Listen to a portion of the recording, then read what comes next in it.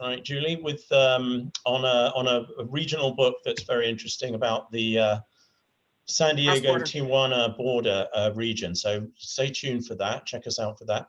Is that on what? Is that Tuesday, Shaun? I think that's Tuesday. You know what? Let me check. That is going to be December. Yeah, the 5th, Tuesday at 4 o'clock. Yep. And that'll be on Warwicks page. So yeah, that's going to be on the Warwicks page. So go to Warwicks for that event. So let me hand over to Julie Slavinsky, who runs the events for Warwicks, and she's going to take us through the event today. Thanks very much. Okay, thanks, Shaun. I'm the director of events, Julie Slavinsky, director of events for Warwicks, and welcome everybody. Shaun just went away, but I just wanted to thank Shaun. We've had a partnership with Shaun for years when he was at his prior library up in La Jolla, and so we're so happy to continue doing things with Coronado. So today we are just a little bit about Warwicks before we start the event.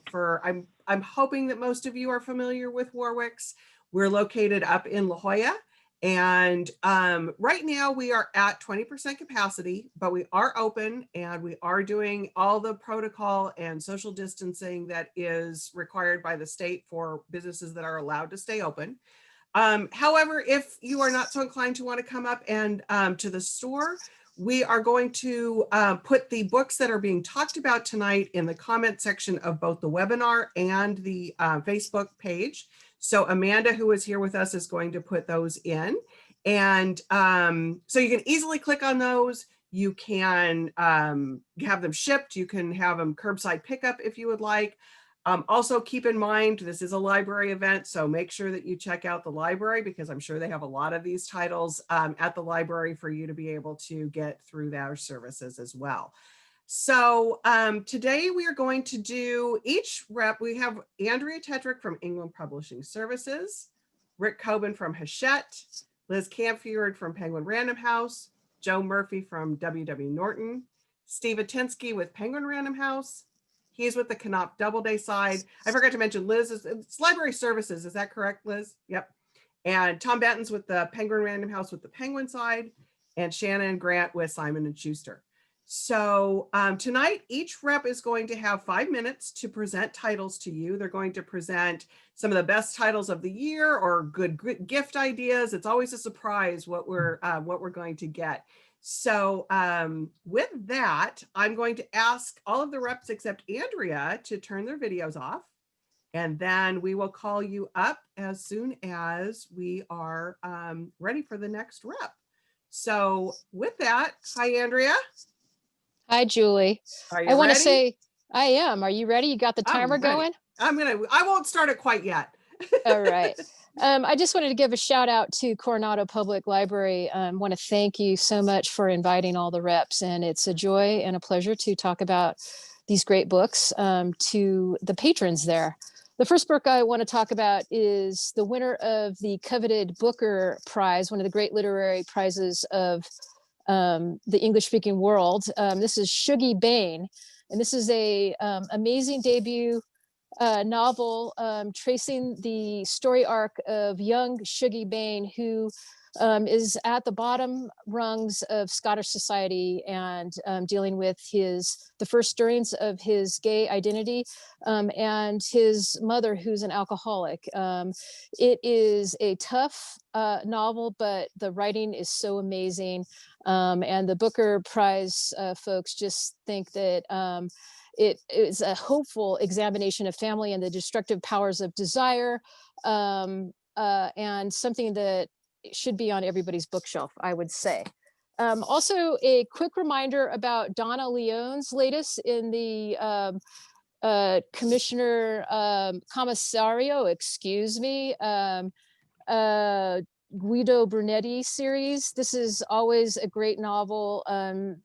Her latest are always great mystery novels to check out, especially as it delves into Venice as a character. And this is always a winner. So I hope that you can take a look at that.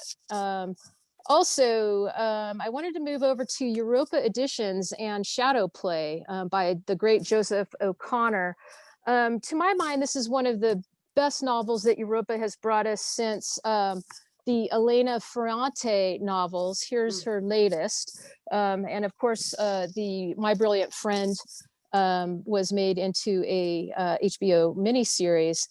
And this really just is a beautifully wrought and atmospheric historical novel, tracing the intermingled passions of three complex characters in real life 19th century artist circles in London: Henry Irvine and Ellen Terry from the stage, and one of literary bent, the shadowy Bram Stoker. So this immersive portrayal of theater life in late Victorian London is just a true to life, and it's an immersive and addictive romp. And I know that there's a lot of fans at Warwicks as well. Amanda, one of them, she's here. She gives that a major thumbs up on that shadow play. There she right. is. I love thumbs up. And then moving to another Europa title, one of our great literary houses. This is this is The River Within, and this is another debut novel. It's just such a fine one. It's set in rural England in 1955, and it's a compelling mid-century mystery. It's very along the same lines as Hardy or George Eliot. Class and unrequited love play out against a backdrop of dark, consuming nature, The River Within. So basically, it's like you're back in English lit class and you're loving it this time. Okay. Let's see. Let's move on to some nonfiction. I've got Vesper Flights by Helen Mcdonald, the magisterial author of H's for Hawk. You may have remembered that on the bestsellers list a few years ago. It's the same for this one. Basically, she is not in a sophomore slump. And it's just a series of essays that were based on a few that she was writing for the New York Times, and she's expanded on that. And it's an amazing, thoughtful and beautiful exploration of nature, especially birds and vespers. And I just can't even tell you how amazing that is. That's something that should be on everybody's radar. It's our head buyer's favorite book of the year. And that's nice to hear, because there's a lot of great books this year. I wanted to talk about Wild Minds, the artists and rivalries that inspired the golden age of animation. This is great narrative nonfiction for that certain someone on your list for the holidays. It's a wild and wildly entertaining story of the first 50 years of animation, moving up to the 1960s, Wile E. Coyote and all of those folks. And the early cartoons were deeply transgressive, and the early animators were also pretty wild and almost punk rock. And it just really, this volume goes to illustrate. Wow, I'm almost done. It really goes to illustrate how these weren't really kids' books at all. Felix the cat committed suicide. Betty Boop went topless, and spinach stood in for cannabis. So that's a great one. And I had, 3 or 4 more books to talk about, and I'm sorry that I went over there, but just hold them up for us and give us a title shout out at least. Sure. How Baseball Happened. This is a corrective to debunk all the myths about how it really started. It's just an excellent narrative history. The Forests of California from Obie Kaufman, who did the great California Field Atlas from a few years ago. A great book that should be on everybody's coffee table. And what else? We've got... and that's okay. I think that's enough to talk about. And the other books I did want to talk about are on listed on this site. And so I hope that you can take a look. And thanks for your time, folks. Excellent. Thanks, Andrea. Okay, Tom, come on. I didn't see Gabe, so we're calling Tom on. All right. I'm coming on. Okay, Andrea, if you could turn your video off. Don't start my time yet, because I wanted to. I only wish we all our faces were on while Andrea was talking, so she'd see me laughing about what Betty Boop did, and I know, right? It's hilarious. I know, that's the hard part. But then the cameras are so small, we can't see the books. I know. And before I start, this isn't my book. This is Andrea's book, but this is my book to read over the holidays. So Shogi Bane, I'm so excited about it. It's bubbled up to mine too. All right, you ready to go? All right, I guess start the timer. Okay. My first book is Tana French's The Searcher. So this, I hope that many of you, all of you, have read Tana French already. She's most famous for the Dublin Murder Squad series. She's now done 2 standalones. This is the second after The Witch Elm, which was 2 years ago. I mean, every Tana French fan has a different favorite. They're all great. The new book is the first to be set in rural Ireland. It's the first to feature an American protagonist. It's sort of like her version of a Western, and highly recommend it. She's not only one of our best crime writers, but just one of our best writers, period. So this is her biggest book to date. So start wherever you want, but start reading Tana French. I couldn't be talking to anyone in San Diego without mentioning Brit Bennett's The Vanishing Half. So we published The Mothers three years ago or so, her first novel. And, you know, amazing debut novel, but nothing prepared us for The Vanishing Half, both in it's epic in every way. It's epic, the story is epic. 2 sisters separated, looking at the last 50 years of race in America through these characters. It's about so many of these themes, but you will not be able to put it down. It is an absolute page turner. And then it's epic in terms of sales. I mean, this is our biggest, what I sell, the biggest book of the year. It has been a blockbuster. So your friends are already talking about it. If you haven't read it yet, just go ahead and get it now. It's in stores, in libraries. It's fantastic. I'm going to take a little bit, so I'll give you a little bit of extra time. We might be getting some signed copies on Saturday. So if you wait until Saturday to order this. Oh, San Diego's own. All right. San Diego's own. I love it. I did not know that. Okay, so I guess start my timer again. I hate that end of the timer. Memorial. So Brian Washington, 27 years old. He's so young, but his first collection of stories was called Lot. It won just about every prize you could win. President Obama picked it as one of his favorite books of that year.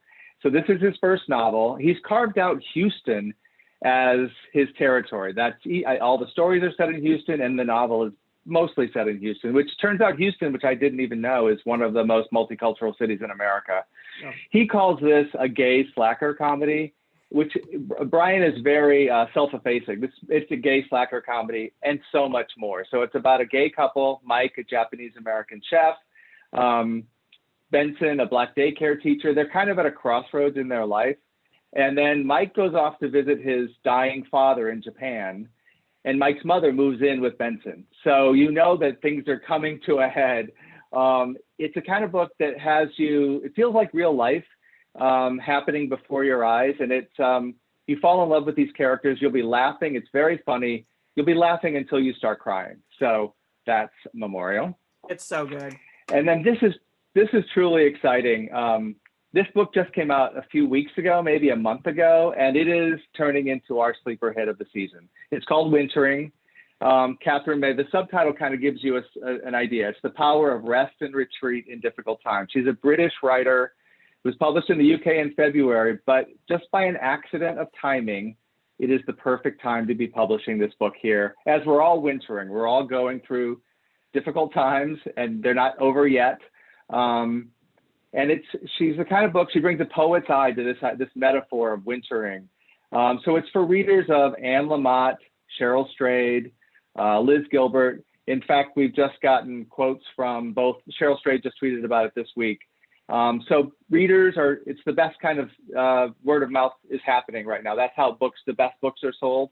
And readers are telling other readers you have to read Wintering. So we're running out of stock, reprinting. So get it while you can. More coming in before the holidays. It's a great package size too. Yeah, it's gorgeous. It's a gorgeous book. I know I'm going to run out of time, but many pleasures of this job is there's two of them that I can think of right this moment. One is discovery, like discovering a brand new writer no one's ever heard of. And that's how I felt with Pam Zhang's How Much of These Hills is Gold. It is truly an important California novel. And I love Westerns. And this is a revisionist, subversive Western, because it's set just after the gold rush in California. So there's many familiar things about the West. It's two orphans who are making their way, but it's told through the eyes of the Chinese immigrants who came to California. Oh, there we go. Sorry, I'm going to go over. So That's it's good. Race, sexuality, immigration, all play a role. So really, it's a first novel that comes out fully formed already. She's a great writer to watch, Pam Zhang. Now, sorry, last book, but I love this book so much, Deacon King Kong. This is the other pleasure that I have. Writers that I have sold, we've published, finally getting everything they deserve because they're one of our very best writers. That's what's happened with James McBride. We've been publishing him for over 25 years. This book, when I think back to when we published it in March, it's the book that gives me the most joy. The characters, the setting, it's infectious. Joy is just all I can think of. And soul, it's showing up on all the 10 best lists of the year. The LA Times today said what I have been feeling. They said, as they picked it as one of their 10 best, shouldn't we just get it over with and declare McBride this decade's great American novelist, which is so perfect. That's what it is. So also running out of Deacon King Kong, where more are coming, but highly recommended. Yep. And we all need books after the holidays too. So Exactly. So like, yeah, all right, we can sorry order for now. going over. No worries at all, because that's a good one. And he's such a great guy. And so it's so good that he's getting, I mean, that's the thing too, that it's a great book and he's a great guy too. So support him with that one. Okay, Tom, we're going to call Shannon up and see you later. Hey. Hi, Shannon. All right, we ready? Yep. I'm gonna kick things off with Frederick Bachmann's Anxious People, one of my favorite novels of the year. Frederick Bachmann is the author of A Man Called Uwe, which was a huge, huge book. He's written numerous other bestsellers. This was has already made the New York Times list. It was #1 Indie Next Pick and NPR Best Book of 2020. I love right now when all the best of lists are coming out. But this is basically starts off as the story of a failed bank robbery, a highly unusual hostage situation. It's just a big, warm-hearted, like wrap its arms around you novel. And I think the best thing about this is you can really give it to anyone. Like, you know, I can give it to my mom or my dad or a girlfriend. Like, there's something for everybody to love in this. And I think it's just kind of the perfect warm-hearted, funny read that we need right now. Their PW says it's a witty, lighthearted romp, and Bachmann charms us. I wholeheartedly agree. Next up, I have White Ivy by Suzie Yang. This is a debut. Stunning. Her writing is so, so good. It is a read with Jenna pick. It is a November Indie Next pick as well. So it's filled with shocking twists and turns. It's a novel of race and class and ultimately what this woman is willing to do to get what she wants in life. And you're just like, your jaw is going to drop multiple times. I think she's a star to watch, and it's been longlisted for the Center for Fiction's first novel prize. Then I have One by One by Ruth Ware. So if you are looking for an edge of your seat locked door mystery, this is it. David Baldacci calls Ruth Ware the Agatha Christie of our time. This is set in the luxurious retreat in the French Alps, and people start disappearing, dying. You don't know who it is. It's claustrophobic, it's spine tingling, it's so, so good. Ruth Ware is the one who brought us A Woman in Cabin 10 and Turn of the Key, and I'm such a big fan of hers. I think she just keeps getting better and better. Next, I have Group by Christy Tate. This is a Reese's pick and also a November Indie Next pick as well. This is Christy's memoir of group therapy. So it is honest and candid, and there are moments that I just kind of like make you laugh out loud and are completely cringeworthy. It's also heartwarming. She says, the subtitle I love, it's how one therapist and a circle of strangers saved my life. So for fans of Lori Gottlieb, I think this is the perfect book for you. And I have Is This Anything by Jerry Seinfeld. This is a galley, so the finished copy is much prettier. But this is basically Jerry's first book in 25 years. And it's literally all of his bits and work since the 70s. It's arranged decade by decade with a little introduction at the start of each decade. It's hilarious. You can dip in anywhere and you're guaranteed to laugh. Every time I see it, the music automatically plays in my head. But I just think they're another one that you can give to so many people. And I have End of Everything by Katie Mack. So this was just named a New York Times notable book of 2020. Very exciting. Yeah. The subtitle is Astrophysically Speaking. So Katie Mack she's kind of a superstar in the Twitter sphere. And this is an accessible look at 5 ways the universe could end, and the lessons that each scenario reveals about concepts in cosmology. It's gotten a lot of great buzz. It came out over the summer, and I feel like it got a little lost with all of the pandemic madness, but I think this is, again, going to keep popping up on a lot of lists. And then I have Keep Moving by Maggie Smith. I think this is a charming, charming book. Speaking of what Tom was talking about, wintering, and I saw that Maggie recommended it in an article. It was like authors recommending books that they're reading right now. Maggie was recommending wintering. So this is, I'll just finish this one. Okay. Notes on Loss, Creativity, and Change. So it actually started, Maggie was going through a really devastating divorce, and she would send out these tweets or like inspirational quotes. They always ended with keep moving. So this is a collection of those plus more. It's also essays. Glennon Doyle wrote, this is a book that will change you, a book you will want to give to someone you love. I've never read anything quite like it.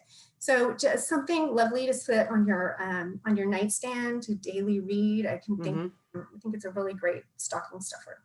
It's a great stocking stuffer. I wanted to tell you, Shannon, our family picked Anxious People is our family book club I love it. For January. So we can't wait to read that one. And Kim at the store loves the Jerry Seinfeld book. She can't recommend it enough. So some good ones. Great. Okay, so we're going to say goodbye to you. We're going to bring Rick up. Hello, friends. Hello, friends of the library, friends of Warwicks. Happy to be here. The first book I want to talk about is Homeland Elegies by Akhtar. This is a story. It's actually a novel, but based on their true lives. The story of a father, an immigrant father, and his son, and what they go through in America today as Arab Americans. It's an incredibly moving story. It's sometimes very disturbing, but it's at the end so well written. It's perfect for book clubs. Been called one of the best books of the year, one of the most important books of the year. I know Warwicks was a huge supporter, so thank you for that, but it's well worth reading. And again, perfect for book clubs. My next book is We Keep the Dead Close by Becky Cooper. Becky was a student at Harvard, and she'd heard a lot of stories about this woman 50 years ago who was murdered off campus. And the rumor was that it was by one of her professors who she was supposedly having an affair with. Becky became so entranced with this story that she decided to investigate it herself because it was never solved, really. So she interviewed friends that she could find of the woman, and also family members. And this is an incredible page turner. It reads like a thriller, but she actually does solve the case. And it's a great love story. It's a great women in power story, but well worth picking up. It's terrific. My next book will be The Best of Me, David Sedaris. This is his collection of his best stories and essays, and really they are a laugh out loud funny. It's a perfect book for today's climate. And David, as I said, he handpicked these himself. So you get a real feel for what he's like as a person.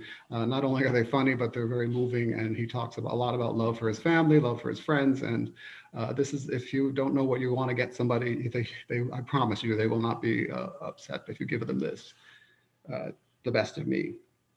Next, I have good old Michael Connelly, The Law of Innocence. This is a Mickey Holler novel, and he's driving around LA one day, and he gets stopped by the cops, and they find a dead body in his trunk. He decides to represent himself, and with the help of his half-brother Harry Bosch, who also has a good, strong storyline in here, he wants to solve this mystery. The law of innocence means you have to not only prove the person innocent, you also have to find who actually did it. Ooh. So Connelly writes one of the best courtroom drama thrillers I've read, and if you enjoy this, we have plenty more that you can leaf through. The next book I have is Clanlands, the story of whiskey, warfare, and a Scottish adventure like no other. And this is by Sam Hewen and Graham McTavish. They are the stars of the Outlander series that's written by Diana Gabaldon, who writes a foreword for this book as well. And she obviously loves these characters, but they are hilarious. They travel through all of Scotland. It's a history book, it's a travel book, they talk about food, and they also have a lot of stories about what goes on behind the scenes in that Outlander series. And there's also a lot of photographs in here too. So this is a perfect book for anybody who loves Scotland, anybody who loves the Outlander series. It's a great, terrific gift book. And I loved it. The next book I have is Midnight Sun. This is a young adult Stephanie Meyer. If you've read the Twilight series, this is taking it one step further from Edward's point of view as opposed to Bella's.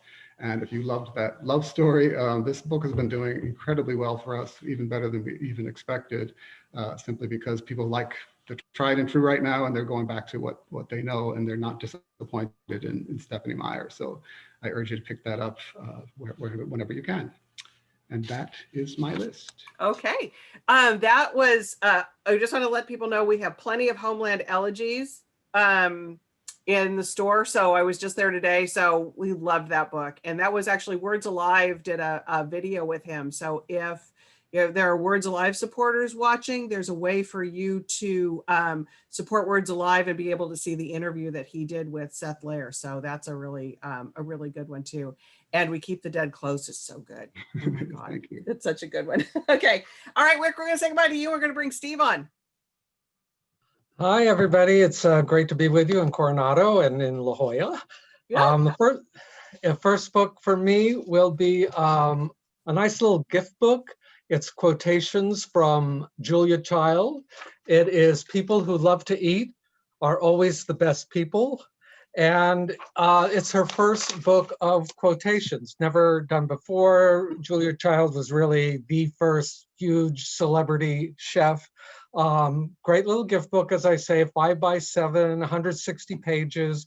And there's little quotes from her, like, if you're afraid of butter, use cream. And I think every woman should own a blowtorch. Favorite. Yes, that's a great one. Next up for me, I have a new book. There's a new book from Jane Smiley. Mm-hmm. You probably been seeing some of the great reviews. It came out just at the beginning of December, Perestroika in Paris. You know Jane better probably from her Pulitzer Prize winning 1,000 Acres and some of her other novels. And this novel combined two of her passions, or maybe her greatest passions, horses and the city of Paris. And Perestroika is a racehorse. She lives at a track and runs at a track outside of Paris. And she's just won a race when her trainer walks away, leaves the stall door open, and Paris decides to go on a little adventure. Why not? And on the way out, she grabs the trainer's purse, which she thinks belongs to her because she won the race. She won the purse.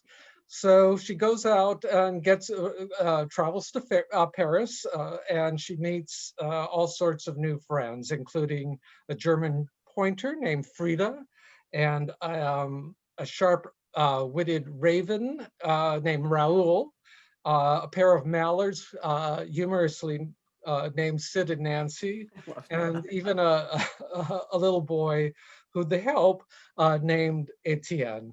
So this is a book, an adventure. It celebrates more than anything, kindness, but also curiosity, ingenuity, the desire for all creatures to find love and freedom. Next up for me is my favorite book of the year, favorite novel especially, is Hamnet by Maggie O'Farrell. And Tom was talking earlier about James McBride and how you have authors that for many, many years are writing great books. And then all of a sudden there's one that really breaks through. And the funny thing with Maggie O'Farrell is she's been writing all these great books, and each one we say, the publisher says, this is the one that's going to break her out. And then when we were talking about Hamnet at our early sales meetings, we were like, oh, well, we'll do our best with it. We'll do our best with it. And I read it and I was going, my God, this is spectacular. And it's one of those books that's had a slow build. And now it's selling better. It came out in the summer and now it's selling better than it has all year. It's the story of Shakespeare's son, Hamnet, who died of the plague. And Hamnet was a twin. So there's a lot about the relationship between Hamnet and his sister. And it's a lot about Shakespeare before he was Shakespeare, a wonderful portrait of Agnes, Shakespeare's wife, who we know as Anne Hathaway, and just a beautiful story, historical novel on many, many levels. Next up, I think this is a really terrific gift book. It's the Glorious American Essay, 100 essays from colonial times to the present. And the editor is Philip Lopate, who is kind of the expert on essays. He wrote a book in the 90s called The Art of the Personal Essay, and that became kind of the standard textbook taught in many universities. And this really covers the gamut of history from the early colonial days right up into the present. A few of them I'll just name here: Henry David Thoreau, John Muir, Edith Wharton, Dorothy Parker, F.K. Fisher, Edmund Wilson, James Baldwin, Martin Luther King. The list goes on and on. And then my final book, I'm so proud of this book, is National Book Award winner, Interior Chinatown, by Charles Yu, my other favorite book of the year. And we were so proud of him. I know Julie was there. We had a dinner for Charlie in January. So it was one of the last, I think, author dinners here. And he was just the most charming, besides being a great writer, he's just a charming person and smart and delightful. And this book is about a young man named Wilson Wu who lives in Chinatown, and he also goes to work every day to be on a TV show that's set in Chinatown, where he plays generic Asian guy number 3. And his goal is to be Kung Fu guy, the pinnacle of Asian stereotypical roles. And it's really a story about self-discovery, breaking of stereotypes, very inventive. He writes it in a style of a font that's Courier, which is a screenwriting font. So it's just a really brilliantly conceived novel. And as I say, again, it won the National Book Award. Just a little award. Yeah. No, and back to James McBride for Charlie. It's like it couldn't happen to a better guy, and so happy for him. And I want to let people know Hamnet is another one of those very popular books, but Warwicks does have it in stock, and it was, I don't know if you mentioned it, Steve, or not, that it was one of the top 10 New York Times. Did. Thank you. Yeah. And so it's one of the top 10 books. So oh, there comes Andrea. Oops, you're on mute though. Thank you, Andrea. Sorry about that. Yes, this is on my Christmas reading list. So we share the love. Yeah. And I think that speaks volumes when reps, for people who are watching, reps have their own giant lists to read. And when they actually cross over and read other publishers' books, it's got to be good. So, yes. All right, Steve, thank you. I'm going to say goodbye to you, and we're going to bring Joe up. Hi there. Hi, Joe. Hi, I'm Joe Murphy with Norton, and thank you very much for having me. I will start with this book's got an incredible review in the New York Times recently, A World Beneath the Sands by Toby Wilkinson. I love this book. There's a book I read that was not from Norton last year called The Anarchy, which was a history of the East India Company. And it was that book was about empire disguised as business. This is about empire disguised as Egyptology and archaeology and scientific exploration. What seems all these incredible quests to learn about Egypt and to explore it are really attempts to carve it up for various empires, Britain, Russia, France, an ongoing competition. But for all that, it's fascinating to read. It's less about the actual ancient times, but about the rediscovery from the 19th century on. There's a really thrilling section about the effort to uncover the code of the Rosetta Stone and how it was a sort of cooperative effort, but also there are a lot of egos involved. It's a very entertaining book. And of course, the discovery of Tut's tomb is really thrillingly narrated. So it's a lot of fun for anyone who's fascinated in ancient Egypt or history in general. That's the A World Beneath the Sands, Toby Wilkinson. My favorite novel that we did this season was an oddball little book, but I loved it. It's called Adrian Geffel. It's a first novel from someone who's known as a nonfiction writer. That's David Haju. It's about a fictional woman in the late 70s, early 80s, and she's an avant-garde classical musician in New York. And she has this invented fictional form of synesthesia where her emotions basically pour directly onto the keyboard. But because she's tormented and upset most of the time, it produces this atonal, incomprehensible, just this barrage of noise that none of the critics understand, so they assume must be brilliant. Sort of problems ensue when she actually meets a great life partner and becomes happy, and the music becomes flowery and charming to listen to, and all her her following dissipates, and her manager and her record label are trying to figure out new ways to make her miserable again. So she'll go back to the old style music. It's a really fun. It's a great satire. It's really brilliant. It's got all these. It's told from the viewpoint of dozens and dozens of characters that each get a little tiny chapter, but each is so memorably captured in that tiny amount that I think it's an amazingly done book. So that's Adrian Geffel by David Haju. Biography of James Beard, the first one. It's called The Man Who Ate Too Much, and it's by John Birdsall. This is 20 years in the writing. This is a great California book. James Beard is this central figure in making American cuisine a big deal.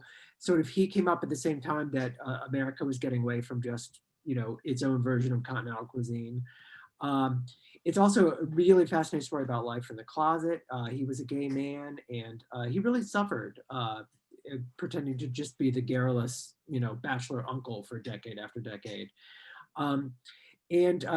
He's really is an important figure in American cooking as Julia Child or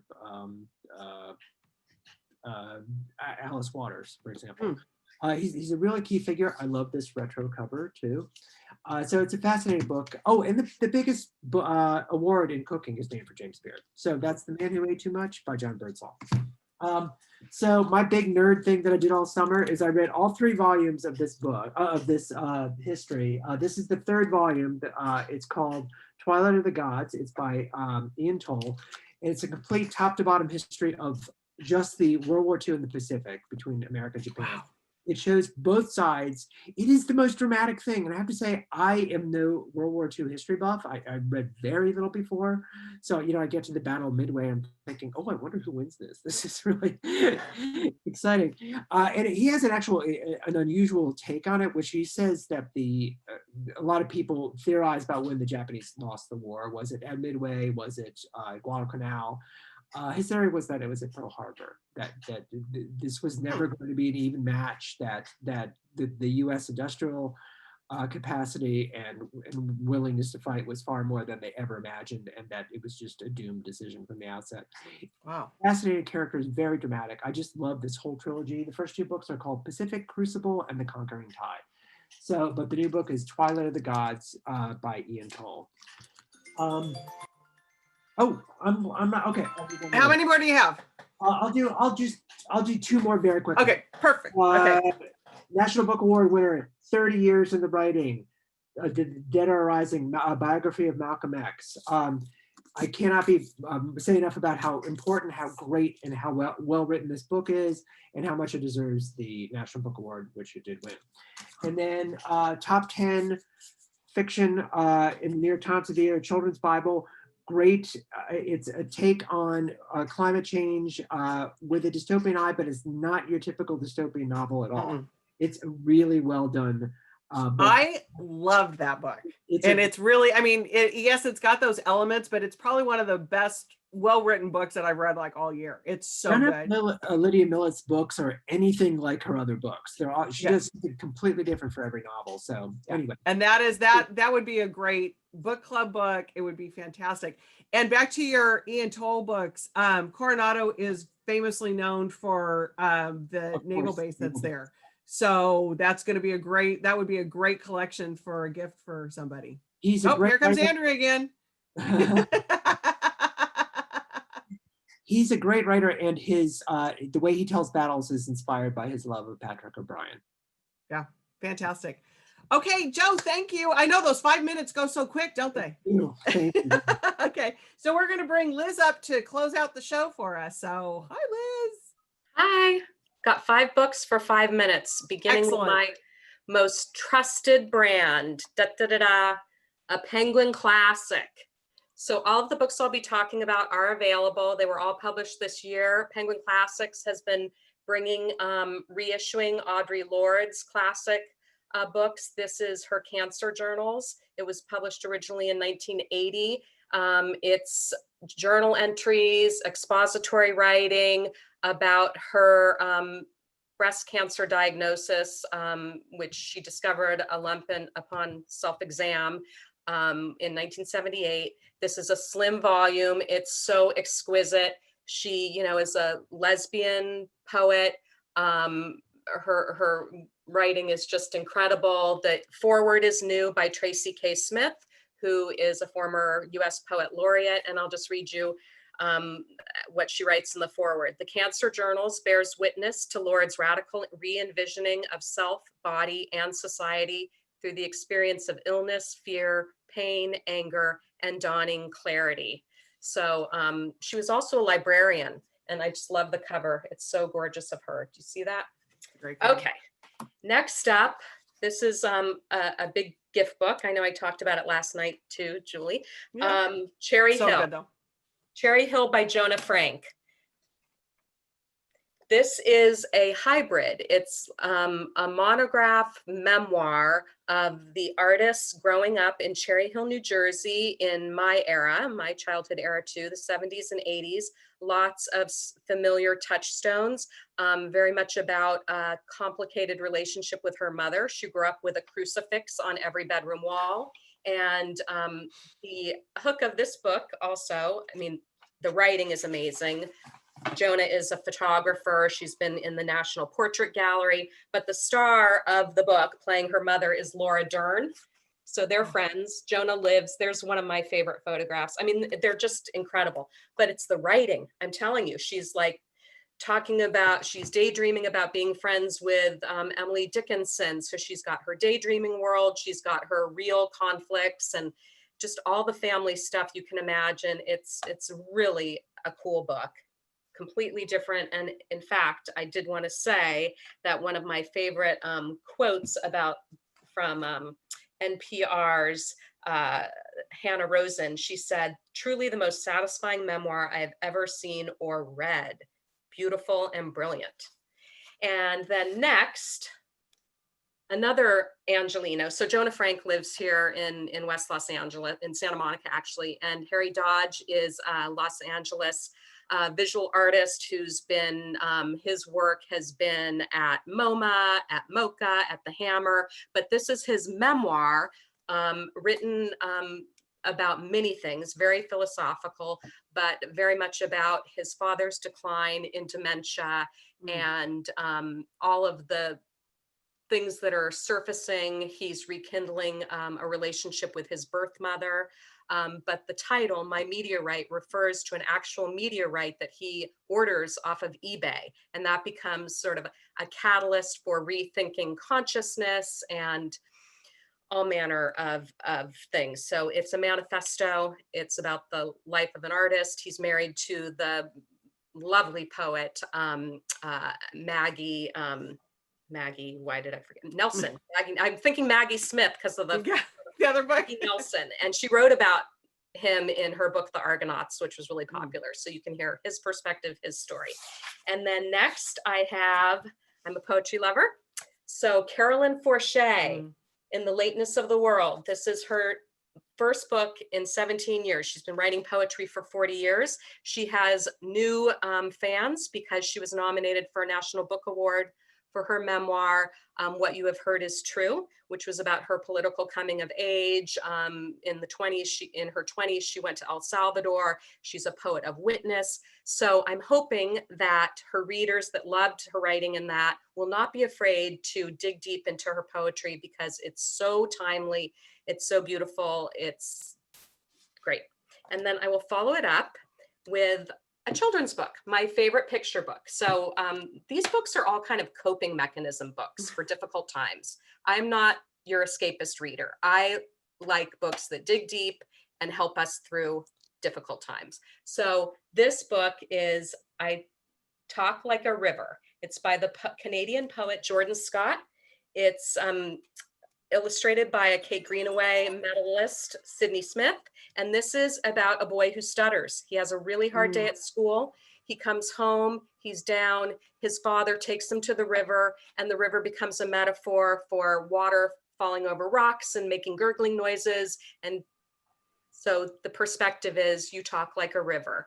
And that's super helpful to him. It's a gorgeous book. Oh, how can I not show? Yeah, show a picture. Some of the pictures, you know. Oh, super simple text, but you know, beautiful. It came out right about the time that the Democratic the debates were happening, or the convention. And remember, there was a boy who stuttered, who was so brave and came on, and Joe Biden overcame a stutter. He overcame stuttering, by the way, with poetry. And so this, I thought, was timely even for kids who don't stutter, but just about empathy and perspective. Excellent. Excellent. Thanks, Liz. I'm going to invite everybody to turn their cameras back on and come join us back in the Zoom world. So those were all absolutely fantastic picks. So many things for everybody to choose from. Wanted to mention again that, you know, check these out at the library, get on the library list. If you need to buy some gifts for people, though, make sure. I think, Amanda, you mentioned that you were unable to add comments there at the end of yeah, it's strange. Facebook had enough.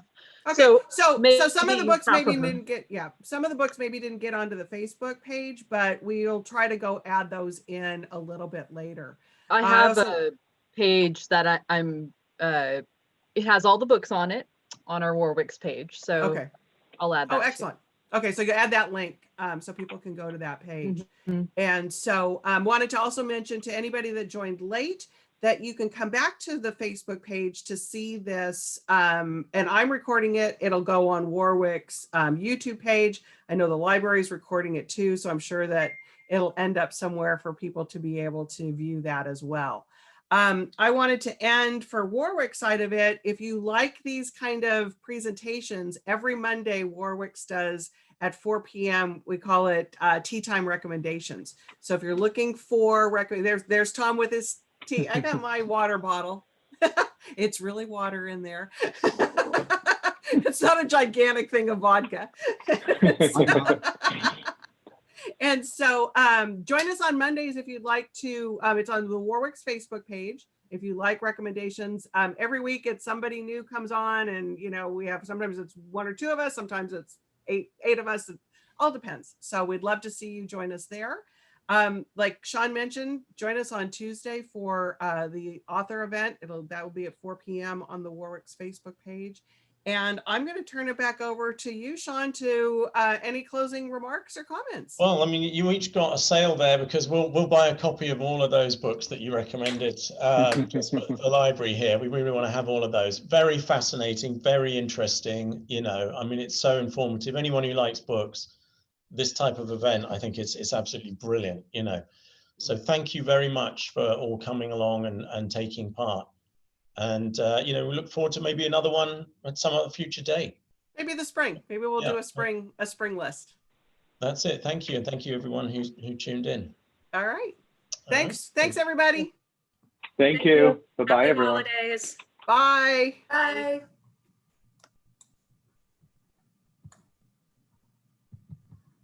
All right, we're no longer alive. Thank you guys, everybody, so much. This was awesome. Okay.